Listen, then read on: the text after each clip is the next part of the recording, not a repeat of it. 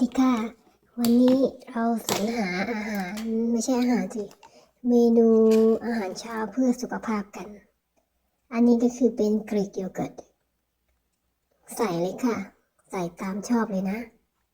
เอาเท่าที่สบายใจใส่เลยอ่ะช้อน2 ช้อน3 ช้อน4 ช้อน5 ช้อนใส่ไปอันนี้กรีกโยเกิร์ตตามด้วยผลไม้ตามฤดูกาลของเราตอนนี้มีกีวีจริงๆก็มีพรุนนะแต่ว่าเอาไว้วันหลังละกันเสร็จแล้วก็จัดการหั่นสับหั่นใส่ไปเลยค่ะอันนี้เตรียมไว้ให้อีกคนหนึ่งด้วยนะเสร็จแล้วเราก็ใส่ไปในโยเกิร์ตของเราเลยอันนี้ก็คือตามชอบนะใส่ผลไม้ตามฤดูกาลตัวนี้ก็คือเด็ดของเราเองมูสลี่เป็นซีเรียลแล้วก็มีลูกเกดแห้งใส่ไปเลยค่ะ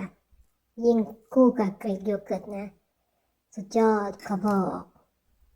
ต้องลองนะอันนี้คนรับรองรสชาติลองดูนะเพื่อสุขภาพใครชอบแบบนี้จัดไปเลยค่ะขอบคุณสำหรับการรับชมสวัสดีค่ะ